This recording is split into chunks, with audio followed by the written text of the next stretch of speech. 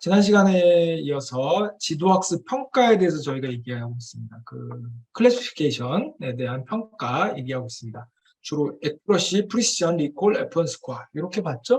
네. 실제로 한번 그 실습이라고 해야 되나요? 네, 한번 해보겠습니다. 먼저 데이터를 그 로드 디지트라는 걸로 사이킨런에 있는 데이터죠. 그거 한번 읽어와 볼게요. 읽어온 다음에 원래 얘가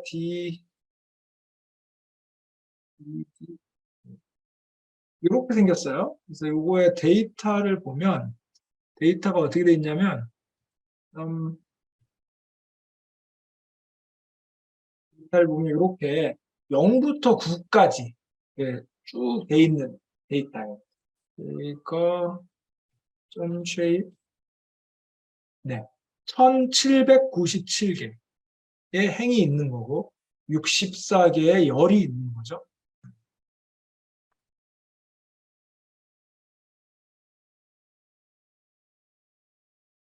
쭉 이렇게 돼 있습니다. 그래서 0부터 9까지 있는 데이터.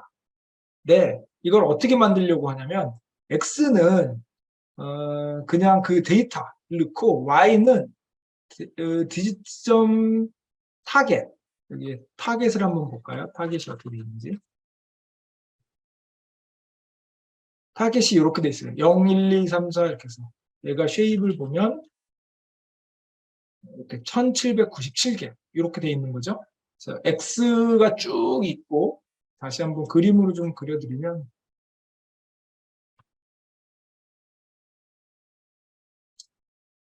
데이터가 이렇게 쭉 있는데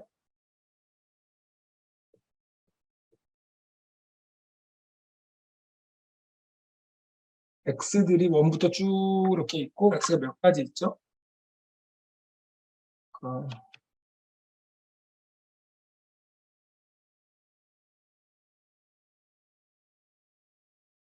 64개. X1부터 X64까지 이렇게 있는 거고 여기에 타겟이 마지막에 있는 거고요. 이렇게 쭉 데이터가 있는데 이게 1797개. 1797개. 지금 데이터 이렇게 들어있는 거예요. 네, 이렇게 들어있고 여기 뭔가 데이터가 쭉 들어있고 타겟에 0부터 1, 뭐 3, 7, 9 이런 애들 0부터 9까지의 숫자들이 쭉 들어있는 이런 아이들입니다. 기본적으로 이렇게 생긴 아이들을 갖다가 X는 그래서 그냥 데이터로 만들었어요. 그 다음에 Y를 한번 볼게요. Y를 어떻게 만들었나.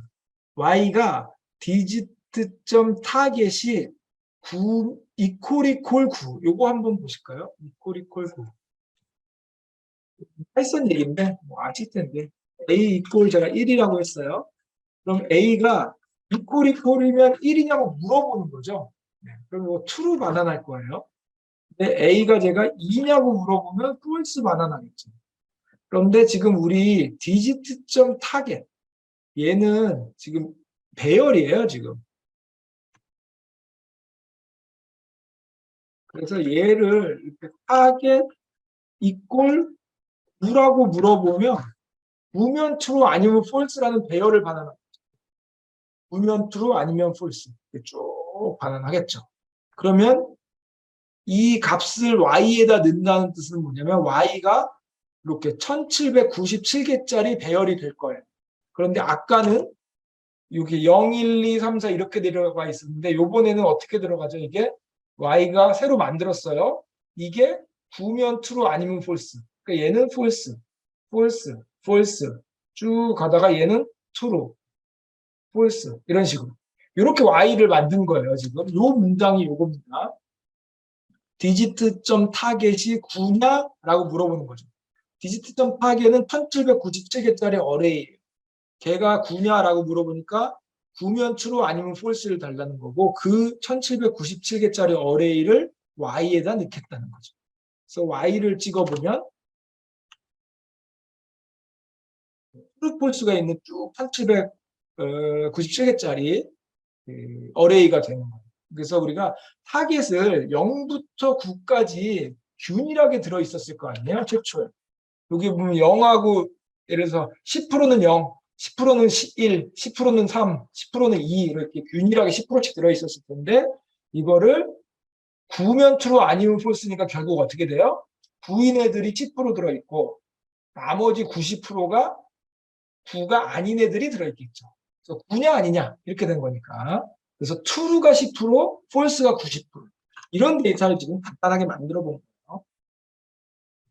그래서 x는 그대로 쓰고 x는 얘네들을 그대로 쓰고 y를 이렇게 바꿨어요.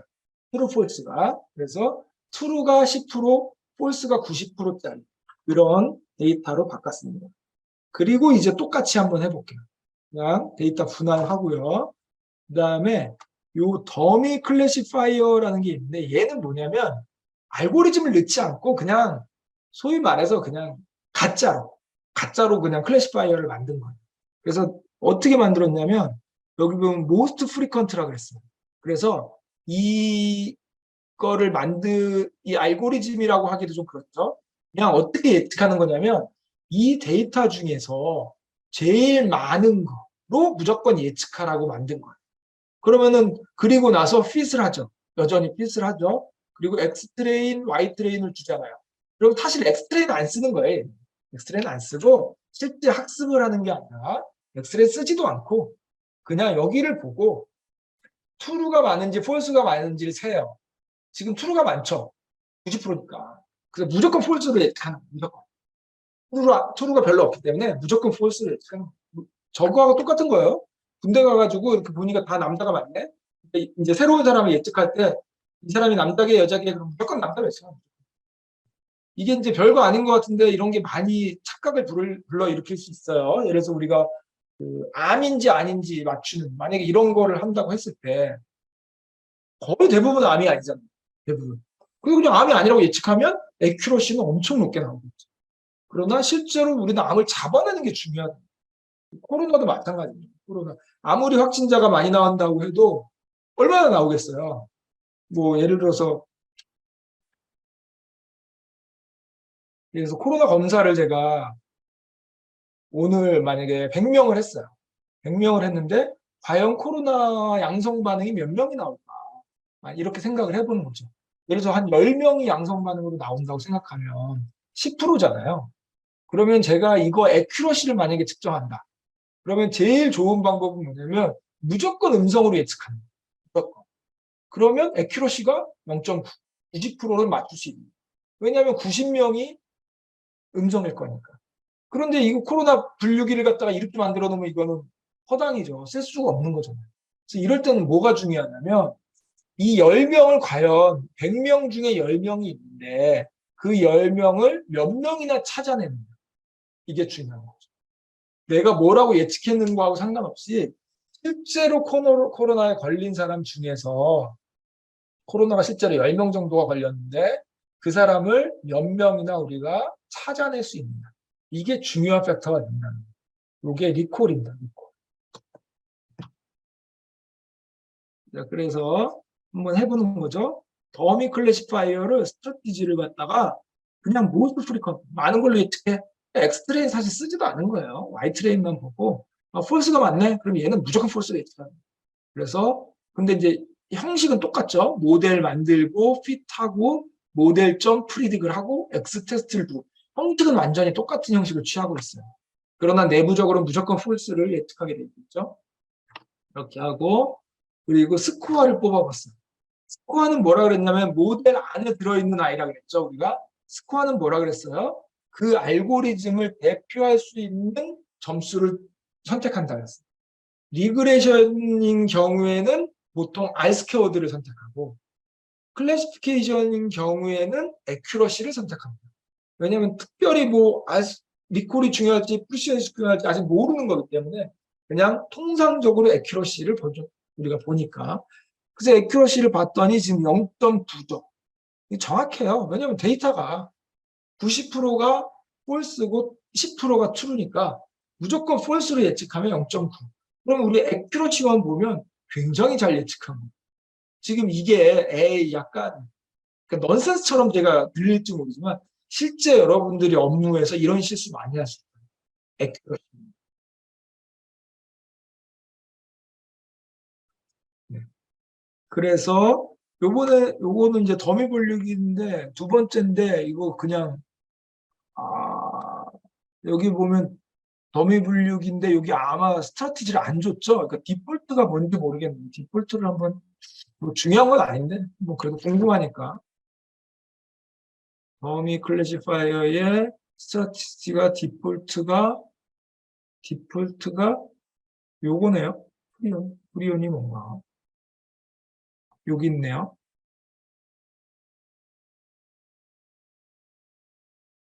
네, 뭐 요것도 뭐 가장 많은 거를 하는 것 같은데요. 조금 다른가 보죠, 정법이. 중요한 건 아니니까.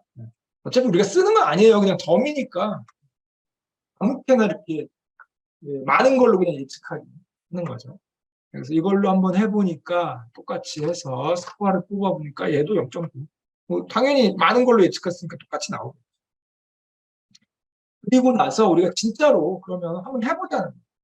요번에 디시전 클래시파이어, 뭐 우리 디시전 의사결정 나무는 공부할 때 많이 쓰지만 실제에서는 안 씁니다. 오버피팅에 너무 취약해서 쓰면 안 돼요.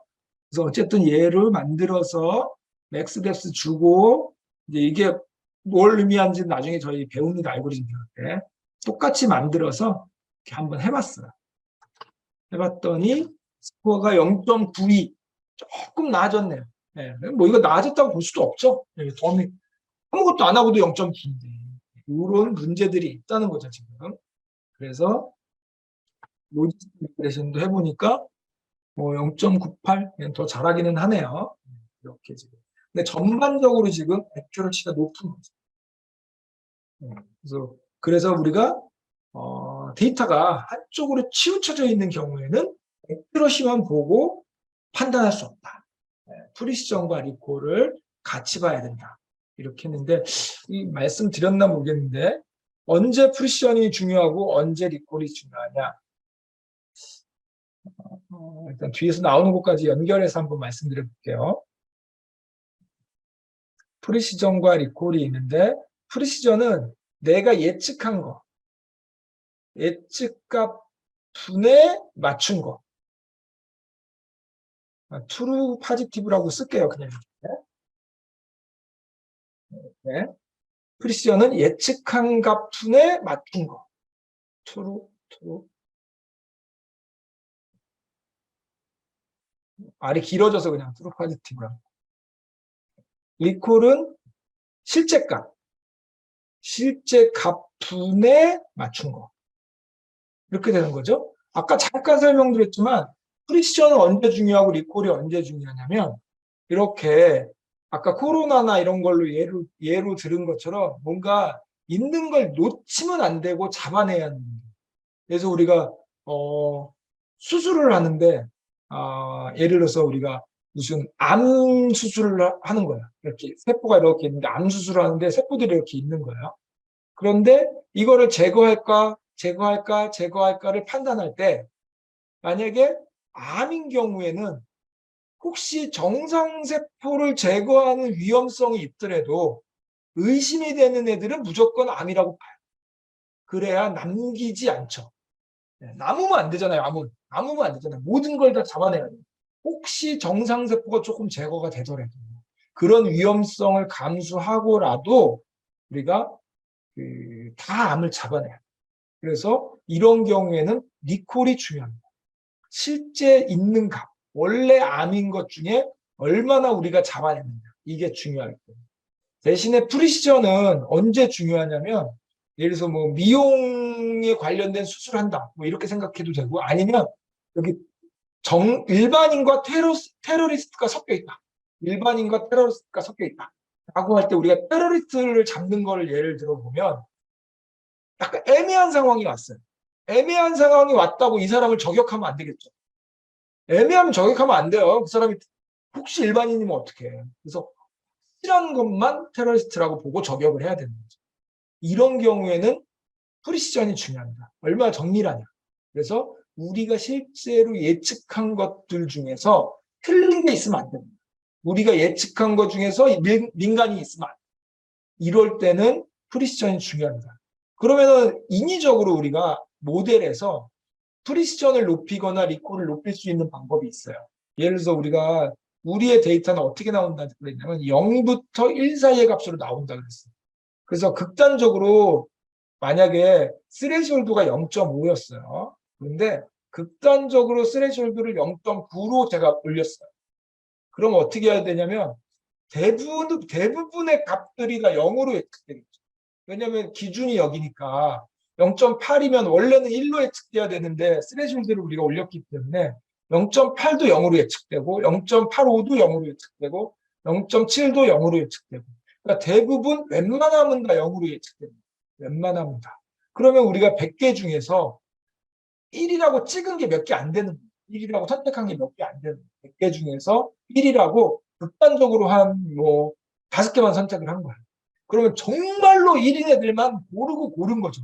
왜? 스레시홀드를 0.9로 잡았으니까 정말로 0.95 막 이런 애들만 우리가 1로 예측한 거죠. 고르고 골라서 이렇게 되는 거죠.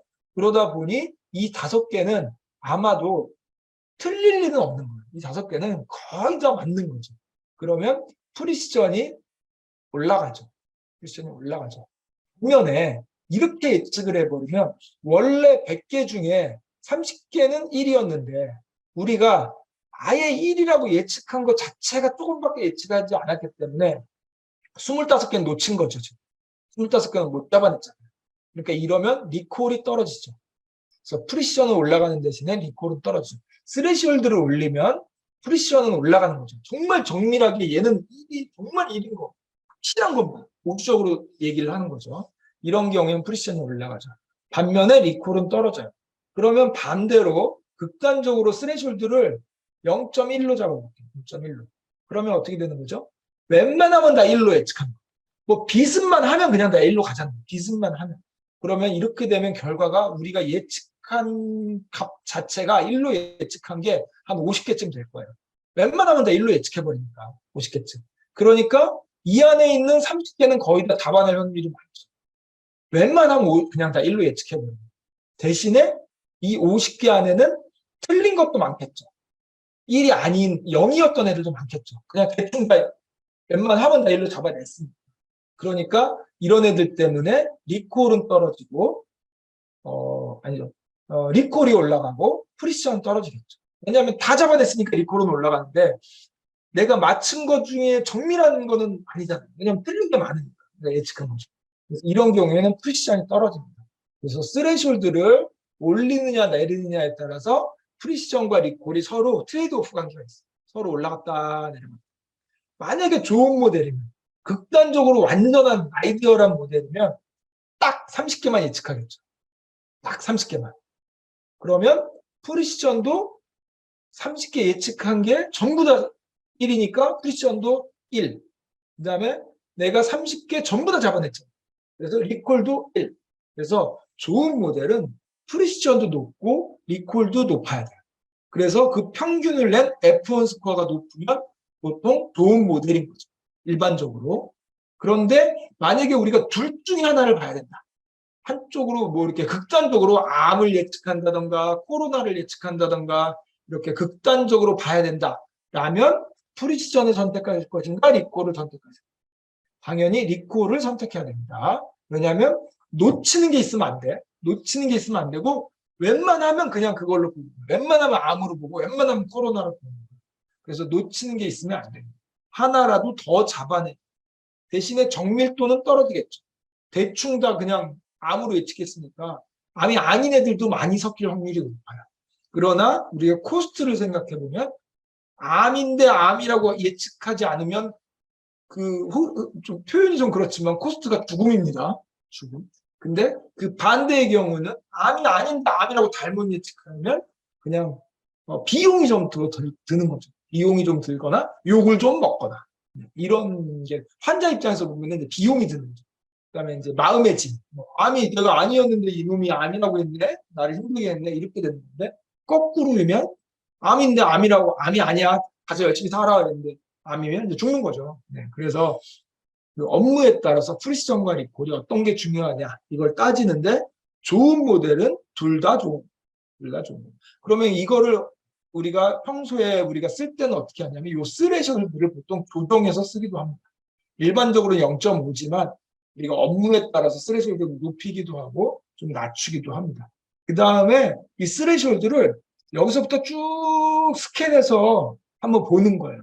그러면은 스레시홀드가 0.1일 때는 예를 들어서 그래프를 그냥 대충 그려보면 똑같은 데이터에 대해서 스레시홀드가 0하고 1이 있는데 0.1부터 쭉 스캔하면서 데이터를 만약에 그려보면 스레시홀드를 변화해가면서 그려보면 처음에는 만약에 프리시전과 리콜의 그림을 그린다면 그냥 아이디어란 상황에서 처음에 스레시홀드가 0.1이면 대부분 다 1로 예측하는 거예요. 그러니까 막 다 잡아내는 거죠. 리콜이 당연히 높겠죠. 이쯤에 찍힐 거야. 그러다가 점점 그 뭐죠? 우리가 스레시홀드를 높일수록 여기로 가면 이렇게 찍히는 거예요. 정확히 말하면 0에 찍히니까 이렇게 찍히는 거예요. 위에. 그래서 스레시홀드를 쭉 높일수록 그래프가 이렇게 가겠죠. 그냥 더미 모델인 경우에 이런 식으로 갈 겁니다. 그래서 스레시홀드가 변화함에 따라서 이렇게 리콜과 프리시전이 쭉 변화하는 이런 그래프가 그려질 겁니다. 뒤에서 이걸 비슷한 걸 볼 거예요. 이게 이제 ROC 커브라는 게 있는데 이런 비슷한 개념으로 그래프를 그려볼 거예요. 그때는 프리시전하고 리콜을 안 쓰고 저희가 다른 걸 씁니다. 다른 걸. 어떤 걸 쓰는지는 뒤에 가서 한번 볼게요. 그래서 이게 프리시전과 리콜, 스레시홀드, F1 스코어 이런 거에 대한 관계를 쭉 다 설명을 드린 거예요. 그래서 다시 돌아와서 컴퓨전 매트릭스 만드는 사이킨런에 있는 아이로 컴퓨전 매트릭스 만들어보면 이렇게 되는 거예요. 이제 이거 보실 줄 알죠? 404가 1인데 1로 예측한 거, 41이 0인데 0으로 예측한 거, 4가 1인데 0으로 잘못 예측한 거, 1이 0인데 1로 잘못 예측한 거. 근데 우리 판다스 할 때 얘기를 좀 말씀을 드렸었는데 이거보다는 얘가 조금 더 보기 편하죠. 얘는 이제 마진도 있고 마진 2를 주면 여기 마진 2를 주면 합계도 내주잖아요. 얘가 좀 더 보기 편하죠. 우리 앞에서 봤던 제가 그림으로 그렸던 네모칸 이렇게 되는 거예요. 그래서 false인데 false로 예측한 거, false인데 true로 잘못 예측한 거, 그다음에 true인데 false로 잘못 예측한 거, true인데 true로 잘 예측한 거. 자, 그러면 이거는 우리 아까 컴퓨전 매트릭스 그린 입장에서 봤을 때 누가 파지티브예요 지금? false가 파지티브인 거예요. 그러니까 결국에는 파지티브, 네거티브가 상징적인 의미예요. 파지티브가 플러스, 네거티브가 마이너스 이런 개념이 아니라 상징적인 의미. 우리가 뭘 중심으로 보고자 하는 거죠. 보고자 하느냐 그걸 나타내는 거고 지금 얘는 false를 중심으로 본 겁니다. false를 중심으로. 그림인데 이렇게 아까 제가 그렸던 걸 갖다가 이렇게 예쁘게 그린 거예요. 자, 이렇게 되는 거죠. true, 네거티브, true, positive. 거꾸로 했죠, 지금 여기는. 네. true, positive가 이렇게 와 있잖아요. 요거는 1의 입장에서 이렇게 본다는 거죠. 우리는 false의 입장에서 보면 여기에 402가 true, positive가 되는 거고 그 true의 입장에서 보면 41이 true, positive가 되는 거예요. 이 그림을 잘 이해하셔야 됩니다. 그래서 이게 TN, FT, FF 이런 걸로 외우시면 안 돼요. 개념적으로 다 생각하셔야 돼요. 얘가 9가 아닌데 9가 아니라고 잘 예측하는 9인데 9라고 잘 예측하는 이렇게 되는 거죠. 우리 아까 true, false로 나눠놨기 때문에 얘는 false인데 false라고 잘 예측하는 얘는 true인데 true라고 잘 예측하는 이렇게 되는 겁니다. 그거에 따라서 이제 바뀌는 거죠. 오차 행렬 아까 세 가지로 우리가 만들어갔어요. 더미 모델로 하나 두 개 만들었고 그다음에 디시전 트리 하나, 로지스틱 하나 이렇게 4개 만들었네요. 한번 볼게요. 얘는 보세요. 408, 42 오른쪽 밑에 보면 00 돼 있죠. 왜냐하면 우리는 true라고 예측을 하나도 안 한 거예요. 얘는 전부 다 false라고 예측해요. 전부 다. 그렇다 보니까 이게 true 뭐죠? 틀린 게 많아지는 거죠. 네. 그래서 요걸 가지고 이렇게 컴퓨전 매트릭스를 그려보면 얘도 마찬가지죠. 지금 똑같죠? 1, 2번이. 그다음에 3번은 보면 그래도 false나 true를 예측한 거, false를 예측한 게 섞여 있죠. 이렇게 섞여 있어. 1, 2번은 이제 잘못 그냥 흔히 말해서 갈아서 갈아. 전부 다 false라고 했죠. 그래서 이제 정확도, 에큐러시나 프리시전, 요게 부르는 이름이 많아요. 프리시전을 하고 재현율, 이런 이제 이렇게 정밀도, 재현율, 한국말로는 이렇게 부르는데 또 요걸 뭐라고 부르죠? 부르는 이름이 많아요. 그래서 여러 가지로 부르게 되는데 우리는 그냥 일단 저는 기준을 그냥 에큐러시 프리시전 리콜 이렇게 부르는 게 제일 나은 것 같습니다. 여러 가지로 불러요. 생각이 안 나요. 뭐라고 부르더라?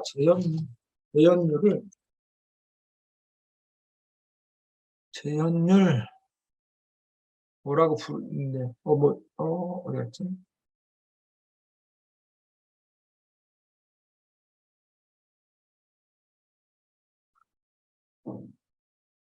아, 이게 이렇게 딱 하려고 하니까 지금 안 나오는데 여러 가지 용어를 부릅니다. 근데 우리는 프리시전 리콜이라고 그냥 부를게요.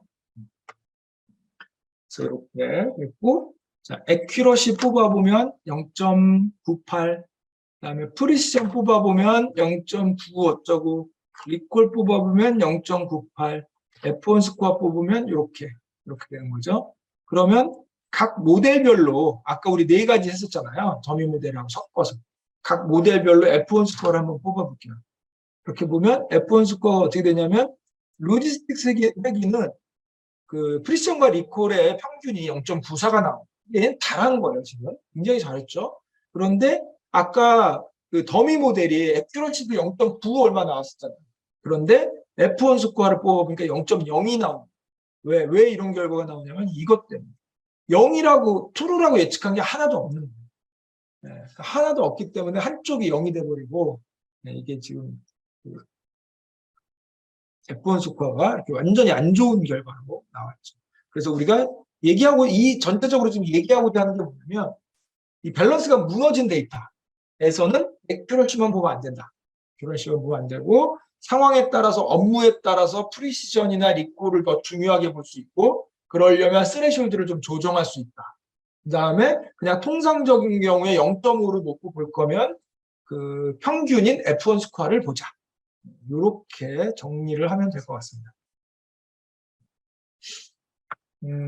요거 많이 씁니다. 요거 우리 앞에서도 앞서 아니야 여기가 지금 그 리포트를 이렇게 보여주는 함수가 있어요. 네, 보여주면 이렇게 한 번에 보여주는 거죠. 자 보면 9 아닌 9 이렇게 두 개로 나눠주는 이유가 뭐냐면 프리시전 리콜은 입장이 있다 그랬어요. 그래서 첫 줄이 뭐냐면 9 아님이 뭐였죠? false. false의 입장에서 프리시전 리콜 F1 스코어를 보여준 거고 요거는 true. 9인 입장에서 프리시전 리콜 F1 스코어를 보여준 거예요. 그런데 얘는 9 아닌 false 같은 경우에는 그래도 뭐라고 예측을 했으니까 뭐라고 나오잖아요. 그래서 F1 스코어가 0.95가 나온 거예요. 그래서 결국 우리가 무슨 얘기를 해야 되냐면 에큐러시만 보지 말라 그래서 리콜, 프리시전, F1 스코어만 보면 되느냐? 그게 아니고 각각의 입장에서 다 봐야 됩니다. 각각의 입장에서. 9 아니면 뭐냐면 우리가 9 아니라고 다 예측했기 때문에 어느 정도 숫자가 나오는데 9 입장에서 보면 9라고 찍은 게 하나도 없잖아요. 그러니까 아예 0이 나오거든요. 이렇게 봐야 된다. 그리고 여기 보면 에큐러시는 당연히 9냐 아니냐 입장이 없죠? 무조건 그냥 똑같습니다. 그래서 0.91 이렇게 나온 거고 요 마이크로 에버리지하고 뭐 웨이티드 에버리지 이렇게 있는데 이게 뭐 그렇게 크게 의미는 없어요. 지금은 워낙 한쪽으로 치우친 더미 모델이라서 차이가 나는데 일반적으로는 이렇게 크게 중요하지는 않습니다. 이제 이게 평균이다 보니까 9 아님과 9인 거 두 개를 평균을 내야 되잖아요. 그래서 딱 봐도 마이크로 에버리지는 지금 0.91에 0.05인데 0.45 나온 거 보면 딱 그냥 더해서 나눈 거죠. 더해서 나눈 건데 웨이트드하고 매크로군요. 매크로 말고 마이크로도 있고 웨이트드도 있는데 요거는 이제 결과를 더해서 나눈 게 아니라 각각을 그 가중치를 이용해서 원본을 만들어서 뭐 계산하고 뭐 이런 방법이라고 보시면 돼서 그냥 너무 복잡하고 어차피 지금 뭐 이런 게 중요한 게 아니고 평균값이다 이렇게 생각하시면 돼요. 근데 좀 종류가 있구나 이렇게 보시면 되는데 일반적으로는 이렇게 큰 차이가 안 납니다. 정상적인 모델이라면. 그래서 이게 의미하는 바가 뭐냐면 프리시전과 리콜은 그 각각 클래스의 입장에서 바라보는 바이고 각각 숫자가 그 클래스의 개수만큼 나오는구나. 그러면 우리가 평소에는 그거의 평균값을 써야 되는구나. 이렇게 우리가 지금 생각을 할 수 있겠죠. 네. 그런 식으로 우리가 보는 거예요. 마찬가지. 그래서 얘네들이 이제 실제로 우리 로지스틱이 제일 잘했죠. 얘는 좀 차이가 나요. 구 입장인 애들도 잘했고 구가 아닌 입장인 애들도 잘했죠. 둘 다 잘했죠. 그러다 보니까 이 평균도 서로 둘 다 좋죠. 둘 다 좋습니다. 그래서 이렇게 하면 좋은 모델이 되는 거죠. 그래서 이제 이것도 종합적으로 봐야 되겠지만 그나마 이 리포트를 보면 뭔가 이 좋은 모델인지 아닌지가 좀 확연히 보이는 거죠. 뭘 봐야 되냐면 애큐러시뿐만 아니라 프리시전, 리콜, 레퍼런스 스코어도 봐야 되는데 뿐만 아니라 각각 클래스의 입장에서도 다 봐야 된다. 이렇게 종합적으로 봐야 됩니다. 하고 정리하시면 될 것 같습니다. 자, 그 다음에 앞에서 나왔던 임계값 조정하는 거, 스레졸드 조정하는 거 한번 해볼게요. 우리가 일단 데이터를 XY를 만들게요. 그냥 블럭 데이터로 해서 그냥 많은 데이터를 만든 다음에 그 트레인 XY 쪼개는 건 앞에서 많이 했으니까 그냥 바로 그냥 간단하게 해서 SVC가 뭐냐면 서포트 벡터 머신 클래시파이 이렇게 된 약자입니다. 이걸 해서 바로 학습까지 시켜서 한 번에 쭉 돌려볼게요.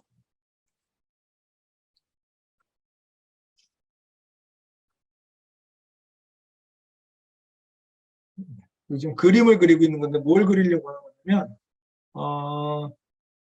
디시전 스레숄드. 그러니까 이게 이제 그 스레숄드에 따라서 결정이 어떻게 바뀌는지 이걸 보여주려고 하는데 이렇게 오래 걸리나요?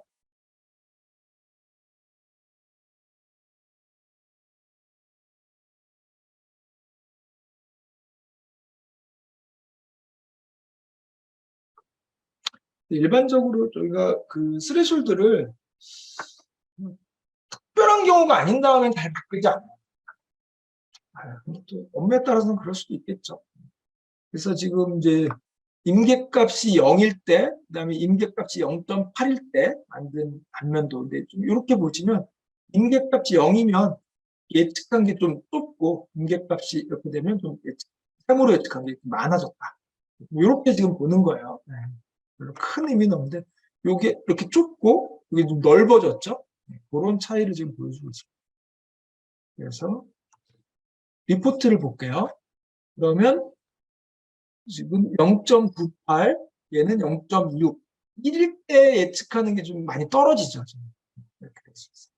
그다음에 여기는 보면 SVC의 모든 클래시파이어 함수에 디시전 펑션이라는 게 있어요. 디시전 펑션이 있고 그 다음에 probability라는 게 있어요. probability는 그 아예 그 원래 그 0부터 1 사이에 예측하는 값이 있다 그랬잖아요. 그거를 그냥 다이렉트로 돌려주는 라인. 근데 디시전 펑션은 그렇지 않고 0을 기준으로 이제 양수냐 음수냐 이렇게 만들어주는 아이예요. 그래서 좀 기준이 다른데 그러면 0부터 1 사이에 값으로 주는 게 더 편하지 않아? 이렇게 생각할 수 있는데 클래스가 2개일 때는 그러는데 또 클래스가 여러 개면 그렇지 않거든요. 네, 그래서 이렇게 대부분 어떤 함수는 디시전 펑션과 프로바빌리티가 둘 다 있는 애가 있어요. 어떤 애들은 프로바빌리티가 없고 디시전 펑션만 있는 아이들이 있어요. 그래서 디시전 펑션이 더 일반적인 아이고 얘는 그냥 숫자를 돌려주는 아이다. 이렇게 생각하시면 돼요. 예를 들어서 찍어보면 SVC라는 모델 안에 디시전 펑션이 들어있겠죠. 원래 짝이 어떻게 되는 거냐면 짝이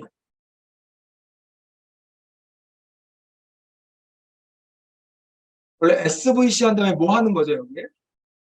프리딕 이렇게 오는 거잖아요. 프리딕 이렇게 오는 거잖아요. 그러면 프리딕 이렇게 오는 거죠. 그래서 얘가 지금 0인지 1인지 쭉 예측해 달라는 거예요. 그러니까 숫자로 주는데 우리가 프리딕이 아니라 지금 얘는 뭘 쓰고 있냐면 디시전 펑션을 쓰고 있어요. 이 자리에 디시전 펑션이 들어간 거예요. 그러니까 다른 메소드가 들어간 거예요. 이렇게 있으면 W1, W2 이런 애들도 있고 코에피션트도 있고 여기에 fit도 있고 predict도 있다 그랬어요. 그 다음에 decision 펑션도 있는 거죠. 그러니까 predict은 101010 이걸로 리턴을 주는 애고 decision 펑션은 0.몇, 0.1, 뭐 마이너스 몇 이렇게 원본 값을 주는 애. 스레셜드를 적용하기 전 값이라고 그러죠. 그래서 그거를 찍어보면 이렇게 주는 거예요. 101010 아니고 0.몇, 0.몇, 0.몇. 왜 음수값을 주냐면 0을 기준으로 양수는 1로 예측하고 음수는 0으로 예측하라. 지금 이런 식으로 보면 돼요. 그래서 거기서 여기 이제 브로드캐스팅이죠. 이거는 여러 개를 나타내고 여기서 마이너스 0.8을 보다 크냐 작으냐 이걸로 트루 폴스를 발라는 거예요. 그럼 결국 이걸 보고 마이너스 0.8보다 얘는 작죠? 그러면 폴스. 그다음에 큰 애들은 true. 이렇게 달라는 거죠. 그러니까 원래 0을 기준으로 하는 것보다 스레시홀드를 확 내린 거죠, 지금. 원래는 0을 기준으로 얘보다 크면 뭐 예를 들어 1, 얘보다 작으면 0 이렇게 예측하라 그랬는데 지금은 마이너스 0.8보다 크냐 작으냐니까 이거를 마이너스 0.8 여기로 스레시홀드 이만큼 내린 겁니다. 그래서 이 위에는 true, 이 아래는 false 이렇게 예측하라는 거예요. 이렇게 바꾼 겁니다. 이 코드가 그거예요. 그래서 얘를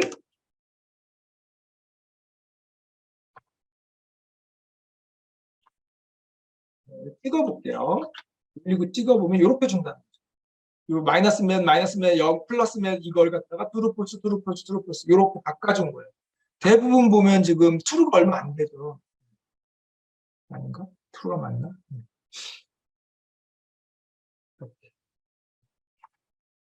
그래서 그걸 가지고 그 리포트를 뽑으니까 지금 우리가 이런 리포트나 이 리포트도 지금 이밸리에이션이잖아요. 평가잖아요. 평가는 모델이 필요 없다 그랬어요. 뭐만 있으면 돼요? 예측값과 정답만 있으면 돼요. 그래서 정답은 Y 테스트를 줬죠. 원래 Y 테스트가 어떻게 생겼냐면 Y 언더바 테스트가 이렇게 생겼어요. 101010 이렇게 생겼어요. 근데 우리는 스레실드를 변경해서 트루폴스 맞췄죠.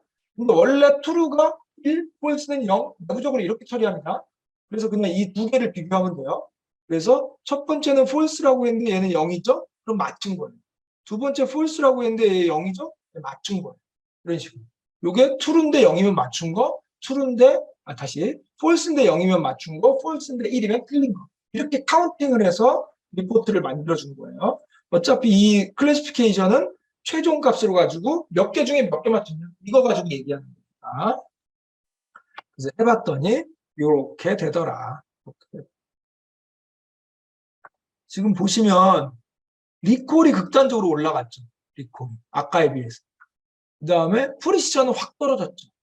이건 무슨 얘기냐면 웬만하면 1의 입장에서 리콜이 올라갔다는 건 뭐냐면 웬만하면 다 1로 해.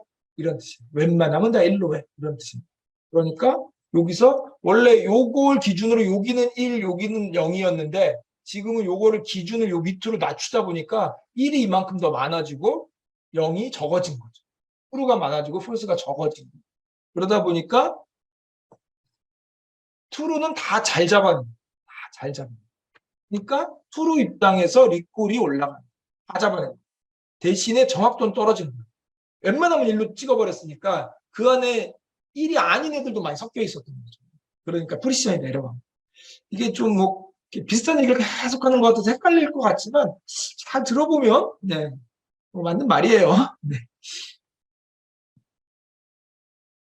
좀 정리가 되셨으면 좋겠습니다. 여기까지. 뒤에는 거의 이제 실습이니까 차근차근 한번 여기 끝까지 설명 한번 해보고 한번 실습하는 시간을 가졌으면 좋겠는데. 자, 그 다음에 우리가 ROC 커브에 대해서 한번 볼게요. ROC 커브를 한번 그려보고 볼게요. 자, ROC 커브를 그린 게 이렇게 생겼어요. 아까 제가 잘 모르겠다는 게 이게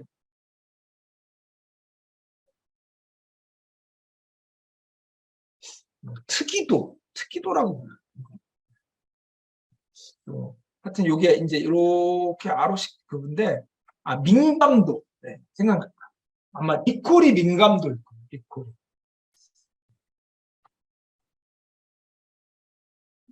부르는 이름이 민감도. 네. 민감도가 리콜일 거고, 그다음에 특이도가 이제 그 쿠션인가 뭐 하여튼 이렇게 이름 부르는 이름이 많아요. 비슷한 얘기라고 보시면 됩니다. 근데 중요한 건 뭐냐면 우리가 TPR, FPR 이렇게 볼 건데, 자 이거의 속성을 한번 보자고요. 이게 지금 ROC 커브인데 ROC 커브의 본질은 뭐냐면 아까 걔 스레숄드를 바꿔가면서 이 리콜과 프리션을 한번 찍어보는 거예요. 그럼 어떻게 될까? 네, 그걸 찍어보자는 건데 그거를 리콜과 프리션을 보지 않고 TPI가 FPR을 보자는 건데 TPI가 FPR의 속성을 보면 위에는 분자를 볼게요. 분자를 보면 위에는 TP죠. 결국 맞춘 거예요. 맞춘 거.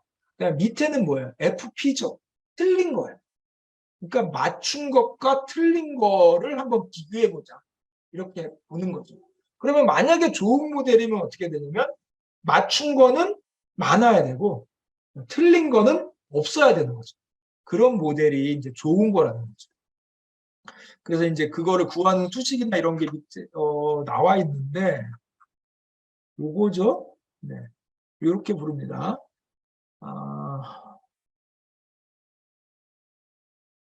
FPR이 이제 false positive rate 뭐 이렇게 돼 있는데 이거 외우지 마시고 그냥 이렇게 보시면 돼요. 우리가 맞춘 거하고 틀린 거 이걸 본다는 거죠. 그래서 1-TNR 뭐 이렇게 본다는 거죠. 그래서 이렇게 있는데 얘네들이 가장 이상적인 상태가 뭐냐면 가장 이상적인 상태가 여기서 이 그래프가 우리가 아무것도 안 하면 그래프가 어떻게 되냐면 이렇게 돼요. 이렇게 돼요. 그런데 알고리즘이 좋아지면 좋아질수록 이게 위로 이렇게 들러붙어 이런 그래프가 됩니다. 그래서 여기가 TPR, FPR. 여기가 TPR, FPR. 좀 헷갈리니까 이거 외우실 필요는 없어요. 이렇게 됩니다. 그러면 이 지금 턴이 가면서 뭐가 바뀐 거냐면 스레숄드가 바뀝니다. 스레숄드가 바뀌어가면서 스레숄드를 0부터 쭉 1로 바꿔가면서 그래프가 어떻게 되는지 보이는 거죠. 어쨌든 이거는 맞춘 개수고 이거는 틀린 개수니까 여기에 있다가 스레숄드를 쭉 올릴수록 이쪽으로 그래프가 쭉 이렇게 변화하는데 좋은 아이들은 이렇게 올라붙는다는 얘기는 뭐냐면 틀린 게 동일할 때 맞춘 게 원래 여기 있다가 이만큼으로 바뀐 거죠. 그러니까 같은 틀린 개수에 비해서 맞춘 게 많아야 좋은 거라는 거죠. 그러니까 그래프가 이렇게 올라붙어야 좋은 그래프다. 네, 좋은 알고리즘입니다. 이렇게 생각하시면 될 것 같아요. 네, 막 수학적으로 막 계산하면 좀 너무 복잡하니까 이 정도만. 가로축이 맞춘 거고 세로축이 맞춘 거고 가로축이 틀린 건데 스레숄드를 쭉 바꿔가면서 그래프를 그린 거예요. 근데 어떤 그래프가 좋은 거냐면 동일하게 틀린 거 대비 맞춘 게 많을수록 좋다. 여기 있던 게 이렇게 올라간 거죠. 45도를 가르치는 게 아무것도 안 한 그냥 더미 알고리즘이라고 볼 때 올라붙은 알고리즘이 좋은 알고리즘. 이렇게 생각하시면 되고 이걸 저희가 ROC 커브 이렇게 부릅니다. 그 다음에 이 커브 안에 면적 이걸 저희가 AUC라고 불러요. 그냥 에어리어 언더 커브입니다. 커브 아래 면적. 그래서 당연히 올라붙은 게 좋은 거라 했으니까 면적이 큰 게 좋은 거죠. 숫자로 나타내고 싶은 거예요. ROC는 이제 그래프니까 ROC 커브는 그래프니까 그거를 숫자로 나타내고 싶은 거예요. 그래서 저 커브 안에 면적을 구해서 그럼 면적이 클수록 이게 위로 올라붙은 거니까 좋겠구나 이렇게 생각해서 AUC라는 그거를 만들어낸 겁니다. 자, 그래서 ROC 커브를 실제로 그려보면 이렇게 그리는 거예요. ROC 커브를 그릴 때 스레숄드하고 FPR, TPR을 구해서 플랫으로 쭉 그려보면 이런 그래프가 나오더라고요. 얘는 여기서부터는 굉장히 이상적이죠. 여기 스레숄드가 여기 넘어가는 순간 다 맞추는 거죠.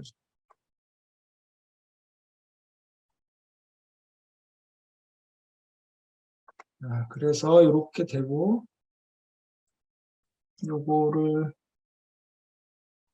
실제로 SV 모델, 랜덤 포레스트 모델 생성하고 보여주려고 하는 것 같죠, 지금 이렇게.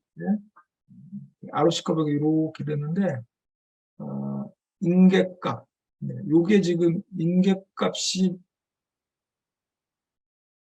어디로 잡느냐, 지금 인계값까지 표시를 한 거죠, 지금 보시면. 네.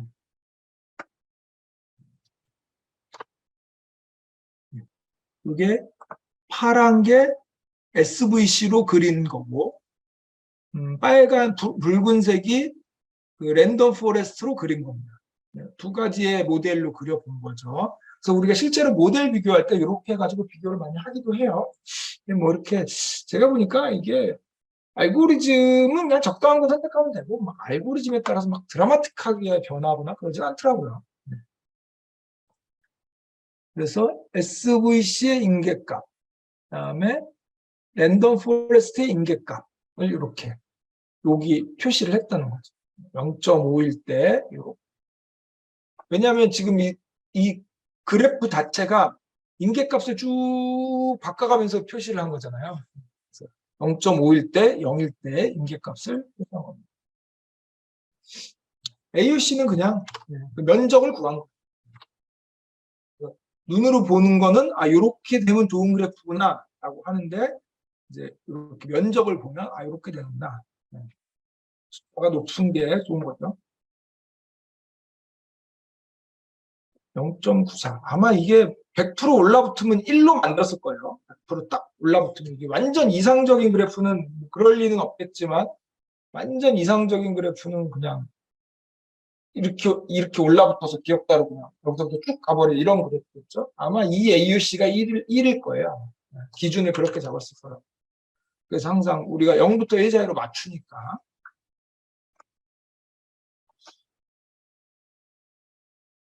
불균형 데이터에 대해서 우리 아까 만들었던 거. X를 그 디지트 데이터, Y는 타겟이 9이면 true 아니면 false 이렇게 만들 거를 해보는 거죠.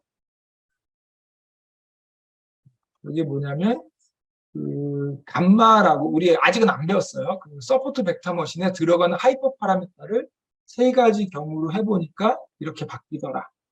지금 이거는 완전히 파라미터에 따라서 드라마틱하게 바뀌었죠. 지금 감마가 1일 때는 파란색. 지금 얘거든요. 얘는 그냥 아무것도 안 한 거의 알고리즘의 흡사예요. 그다음에 요렇게 된 애가 감마가 0.1. 그다음에 이 녹색으로 완전히 들러붙었죠. 오른쪽 위로. 걔가 0.01일 때. 네, 그래서 우리가 이 하이퍼 파라미터를 보면서 어떤 액큐러시를 딱 보면서 얘가 좋네 이렇게 보기도 하지만 ROC 커브를 그리고 이게 초록색이 좋네 그러면 간만에 0.01로 하는 게 좋구나 이렇게 선택할 수도 있다는 거죠. 오히려 이게 더 정확할 수 있어요. AUC를 보면 여기 딱 나오네요. 이게 거의 위로 딱 올라붙었더니 AUC가 지금 1이죠.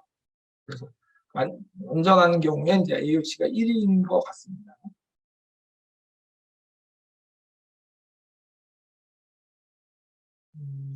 네, 이 정도. 뒤에 조금 남았기 때문에 그냥 제가 조금 더 설명을 좀 드려볼게요. 그리고 전체적으로 다시 정리를 하면서 좀 실습을 하는 시간을 좀 갖겠습니다.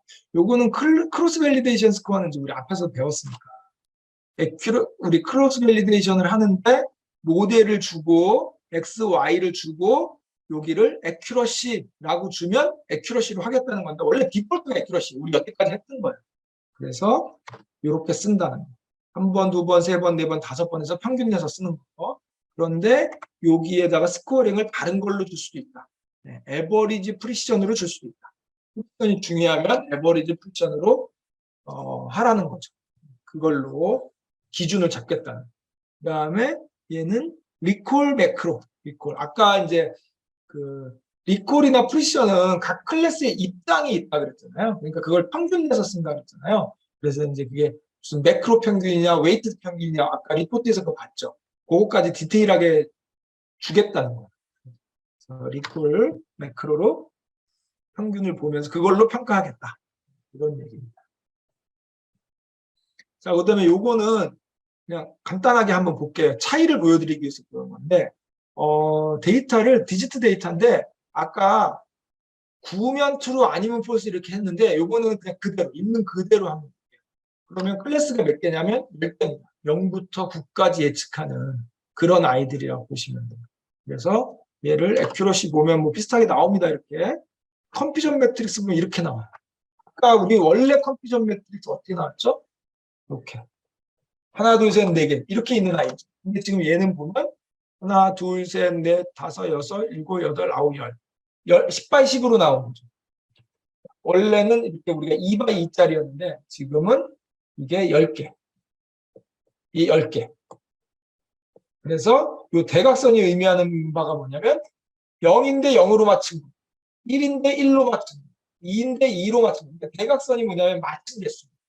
그러면은 뭐 하나만 해보면 여기는 원래 0인데 1로 잘못 예측한 거. 여기는 원래 0인데 2로 잘못 예측한 거. 이렇게 되는 거예요. 그래서 클래스가 여러 개면 이렇게 컴퓨터 매트릭스가 이렇게 변합니다. 다중 분류라고 지금 돼 있죠. 클래스가 여러 개 있고 멀티 클래스. 보통 우리 멀티 클래스라고 부르죠. 뭐 그냥 그림으로 그린 거죠 지금. 그림으로 굉장히 잘 맞췄죠 지금. 거의 다 맞췄네. 틀린 게 요거 하나 틀렸네요. 여기 이 거의 안 틀렸어요. 거의 다 잘 맞추고 있습니다. 리포트를 뽑아보면 이렇게 나옵니다. 아까는 두 줄이 나왔었잖아요. 0 입장에서 프리시전 리포트, 1의 입장에서 프리시전 리포트 이렇게 봤는데 지금은 10개의 줄이 나오는 거죠. 그러다 보니까 이제 매크로 에버리지냐, 웨이트드 에버리지냐 뭐 이렇게 비슷합니다. 그리고 에큐러시는 한 줄이죠. 에큐러시는 하나입니다. 에큐러시는 이제 대각선의 합이겠죠. 전체 분의 대각선의 합이 에큐러시가 됩니다. 이렇게 다중 분류에서도 우리가 이렇게 확장해서 생각할 수 있다.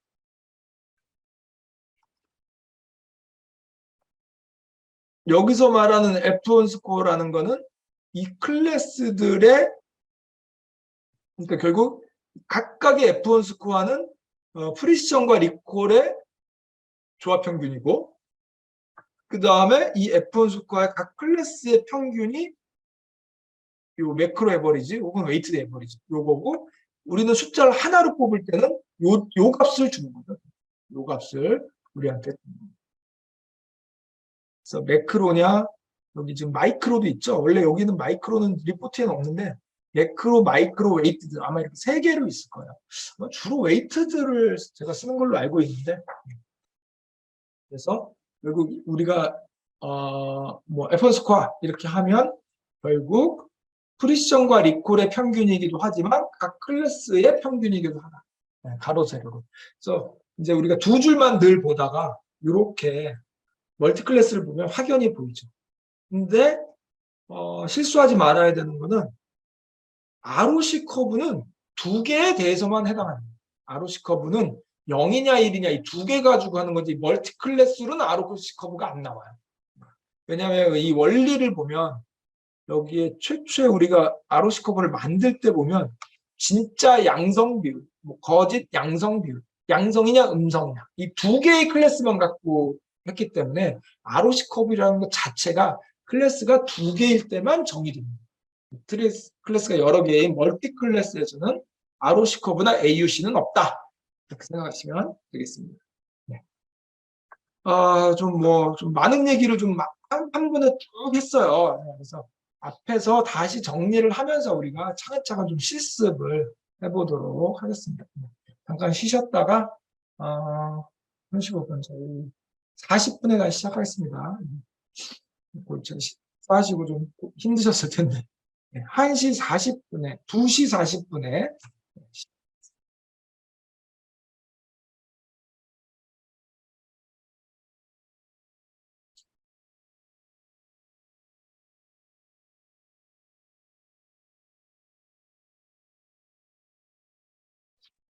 네, 되게 좀 많이 피곤하시죠? 식사하시고 많이 피곤하실 텐데 조금만 더 보겠습니다. ROC 커브에 대해서 조금만 더 자세히 좀 설명을 할게요. 용어랑 같이. 여기에 보면 민감도, 특이도 이런 말을 쓰는데 여기 보면 이제 이 TPR, FPR 이렇게 돼 있는데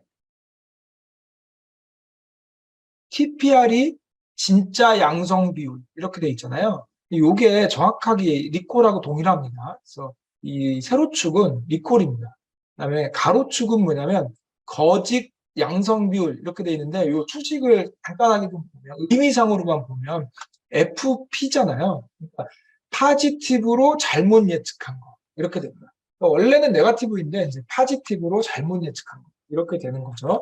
의미상을 좀 보면 이게 뭐 이렇게까지 자세히 알아야 될까 싶은데 이제 궁금하실 것 같아서 그래서 우리 컴퓨터 매트릭스를 이렇게 그려보면 이제 이쪽이 우리가 실제 값, 그다음에 이쪽이 예측 값 이렇게 됩니다. 그러면 실제 1인 거, 실제 0인 거 이렇게 되는 거고 1로 예측한 거, 그다음에 0으로 예측한 거 이렇게 되는 거죠. 그러니까 여기가 true, positive는 명확하죠. 그다음에 여기는 true, negative도 명확합니다. 그러면 여기는 이제 실제는 0인데 우리가 잘못 예측한 거니까 잘못 false고 false positive 이렇게 되는 거죠. positive로 잘못 예측한 거예요. 여기는 네거티브로 잘못 예측한 거. 실제로는 positive인 거죠. 여기는 실제로는 네거티브인 거. 그러면 아까 본 수식으로 보면 여기에 TP하고 FP가 있잖아요. 결국 우리가 분모는 일단 모르겠고 분자는 TP하고 FP를 보겠다는 거. 그러면 이제 분모를 좀 보면 TPFN 이렇게 돼 있죠. TPFN. 그러니까 요거 분해, 요렇게 합친 거 분해 요걸 보겠다는 거죠. 그러니까 결국 실제 일들 중에서 얼마나 잘 잡아내는지 리콜이죠. 네, 리콜입니다. 그 다음에 두 번째 수식을 보면 FPTN 이렇게 돼 있어요. FPTN 그러면 이렇게 분의 얘를 보겠다는 거예요. 그럼 요거는 뭐냐면 실제로 영인 애들 중에서 얼마나 틀렸냐 이런 거죠. 결국 첫 번째 값은 얼마나 잘 잡아냈냐, 그 다음에 두 번째 값은 얼마나 잘못 예측했냐 이런 건데 분모가 좀 달라집니다. 자, 그럼 스레숄드가 어떻게 바뀌는지 한번 볼게요. 원래 여기에 1과 0들이 이렇게 막 섞여 있어요. 1과 0들이 섞여 있는데 처음에 만약에 그래프를 그릴 때 스레숄드를 만약에 이렇게 0부터 1로 잡았는데 스레숄드를 제가 극단적으로 1로 잡아볼게요. 여기로 0.99로 잡으면 그러면 우리가 예측은 1로 거의 안 하겠죠. 1로 거의 안 합니다. 전부 다 0으로 예측할 거죠. 그러면 우리가 전부 다 0으로 예측하니까 제가 예측한 거 안에는 예측을 이렇게 했어요. 그러면 이 안에 저는 전부 다 0이라고 예측해요. 그러니까 당연히 1이라고 맞춘 건 한 개도 없겠죠. 1을 하나도 못 잡아낸 거죠. 다 0이라고 예측했습니다. 1을 하나도 못 잡아냈죠. 그러니까 스레이숄드가 1이면 여기가 TPR이고 여기가 가로가 FPR이니까 틀린 게, 아니 맞춘 게 몇 개나 잡아냈을까라고 찾아보면 한 개도 못 잡아냈어요. 한 개도 못 잡아냈어요. 그러니까 요 세로축은 여기에 그림이 그려질 거예요. 가로축도 보면 자 우리가 전부 다 0이라고 예측했어요. 전부 다 0이라고. 그러면 여기에 FP가 몇 개나 틀렸니 이렇게 해야 되는데 틀린 게 없는 거예요. 왜냐하면 예측 자체를 전부 다 0으로 해버렸잖아요. 예측 자체를 전부 다 0으로 했기 때문에 여기에는 우리가 1로 예측했을 때 몇 개나 틀렸는지잖아요. 근데 1로 예측 자체를 안 하잖아요. 다 0으로 예측했잖아요. 그러니까 여기 당연히 0이겠죠. 그래서 얘도 0이에요. 그래서 점이 여기 찍히는 거예요. 0,0에 찍히는 거예요. 자, 극단적으로 우리가 스레숄드를 0으로 했다고 해볼게요. 쭉 해서 0으로 해볼게요. 그러면 무슨 뜻이냐면 전부 다 1로 예측합니다. 전부 다. 우리는 전부 다 1로 예측합니다. 그러니까 다 잡아냈겠죠? 1은 모조리 잡아냈을 거예요. 그래서 리콜은 극단적으로 1이 됩니다. 그래서 이렇게 위쪽에 찍힐 거예요. 그러면 얘 입장에서 보면 우리는 전부 다 1로 예측했으니까 1로 예측한 것 중에 0으로 잘못 예측한 거. 네, 전부 다죠. 왜냐하면 0이 이렇게 많이 섞여 있을 텐데 전부 다 1로 예측해 버렸으니까 다 틀렸겠죠. 예를 들어서 총 100개가 있는데 50개가 있고 50개가 있어요. 그런데 우리는 100개를 1로 예측한 거예요. 그러니까 이 50개에 대한 0이 50개였는데 이거 지금 다 하나도 못 잡아냈잖아요. 네, 다 틀린 거죠. 그래서 얘도 여기가 되는. 다 틀린 게 아니죠. FP, 그러니까 틀린 개수를 세면 1이 된다는 거예요. 전부 다. 그래서 극단적으로 여기에 오는 거예요. 그래서 그래프가 스레숄드를 1에서부터 쭉 내릴수록 그래프가 이렇게 되는데 개념적으로 보면 어떻게 보면 되냐면 우리가 처음에는 1로 예측한 걸 하나도 없다가 이 주머니를 점점 이렇게 늘려나간다고 생각하시면 1을 담은 주머니를 이렇게 늘려나간다고 생각하시면 그러면 우리가 1을 점점 많이 예측하니까 그 안에 1이 실제로 들어올 확률도 점점 올라가겠죠. 그러니까 이 세로축은 점점 올라가겠죠. 그다음에 가로축은 우리가 많이 점점 1로 많이 예측할수록 그 안에 잘못된 0이 섞일 확률도 올라가죠. 그 안에 잘못될 0이 섞일 확률도 올라가죠. 원래 0이었는데 우리가 1로 잘못 예측하는 일이 점점 늘어나는 거잖아요. 그러니까 아무래도 1을 많이 예측하다 보니까 거기서 틀릴 확률이 점점 늘어나요. 그러니까 가로축도 점점 늘어나요. 그러니까 이렇게 되는 거죠. 그래프가 이렇게. 그런데 아까도 설명했다시피 좋은 아이는 우리가 실제로 1인데 1로 예측하는 게 많겠죠. 이 안에. 실제로 1인데 1로 예측한 게 많고 0이었는데 1로 잘못 예측한 애들은 별로 없겠죠. 그래서 우리가 1을 많이 예측할수록 1을 많이 예측함에도 불구하고 1로 잘 잡아내는 거는 많아지고 0으로 잘못 잡아낸 거는 별로 없는 거예요. 그러다 보니까 그래프가 이렇게 된다는 거죠. 요 점을 살펴보면 1을 잘 잡아내는 애들은 확 올라갔는데 0으로 잘못 잡아낸 애들은 여전히 여기 있는 거죠. 그러니까 이렇게 올라붙은 그래프가 좋은 거다. 좀 헷갈리죠? 생각보다 헷갈립니다. 그냥 이걸 어차피 자세히 아실 필요까지는 없고 그냥 ROC 커브가 뭔가 틀린 것과 맞은 것과 틀린 거의 그래프를 그리는데 스레숄드를 이렇게 바꿔가면서 쭉 바꿔가면서 그림을 그리는 거구나. 그런데 스레숄을 바꿀수록 이런 수치들이 달라지는구나. 이것만 이제 생각하시면 됩니다. 간단하게 설명을 드리려고 하니까 말하다 보니까 좀 여전히 복잡하네요. 그래서 한번 읽어보시면 될 것 같아요.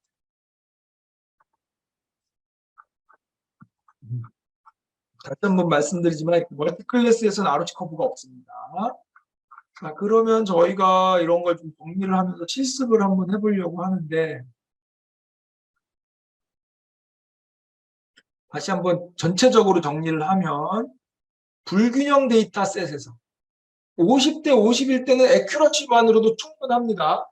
그런데 데이터가 불균형일 때는 애큐러시만만 봐서는 안 되고 프리시전 리콜을 같이 봐야 된다는 거.